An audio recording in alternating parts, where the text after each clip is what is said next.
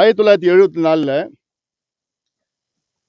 காவிரி கர்நாடகாவில் உள்ள காவிரி நீர்பிடிப்பு பகுதியில் வந்து பார்த்தீங்கன்னா பாசன வசதி பார்த்தீங்கன்னா 6.8 லட்சம் ஏக்கர் பாசனம் செய்தார்கள் 74.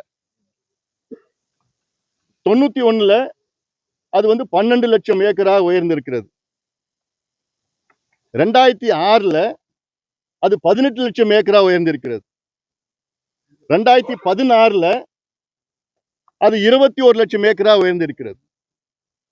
அதே வேளையில தமிழ்நாட்டில் 74 காவிரி பாசனம் 29 லட்சம் ஏக்கரா இருந்தது.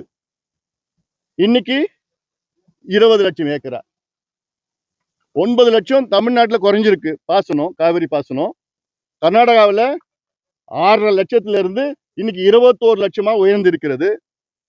அவங்க இந்த டேம் கட்டினாங்கன்னா இன்னும் 10 லட்சம் ஏக்கர் கூடுதலா அதிகமாகும். நமக்கு தான் குறையும். இவ்வளோ பாதிப்புகள் இந்த ஒரு அணையில இருக்கு. அதனால இது வந்து ஏதோ சும்மா அவங்க சொல்ற காரணம் எல்லாம் ஏற்றுக்கொள்ள முடியாது. கடுமையா நம்ம எதிர்க்கணும். அதற்கு எல்லாம் கட்சி, ஜாதி, மதம், இனம் எதுவும் பார்க்காதீங்க. எல்லாம் வாங்க. நீங்க இளைஞர்கள் வந்து நீங்க ஜல்லிக்கட்டுக்கு எப்படி நீங்க தன்னார்வமாக நீங்க வந்து அந்த ஜல்லிக்கட்டை நம்ம மீண்டும் கொண்டு வந்தோமோ அதே போன்று கர்நாடகாவில் இந்த மேகதாது அணை கட்டக்கூடாது.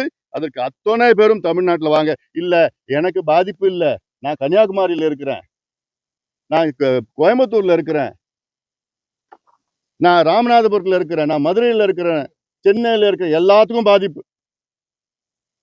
2 வகையான பாதிப்பு. ஒன்று, காவிரி டெல்டா நமக்கு சோறு போடுற மண், அது உணவளிக்கிற மண். காலங்காலமா நமக்கு உணவளித்து கொண்டிருக்கின்ற அந்த மண். அந்த மண்ணில் தண்ணி போலனா உணவு கிடைக்காது, உணவு பற்றாக்குறை.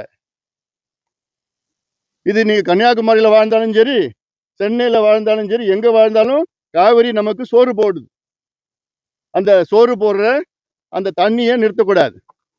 2வது, மதுரையில பாத்தீங்கன்னா மேலூர்ல காவிரி கூட்டு குடிநீர் திட்டம்.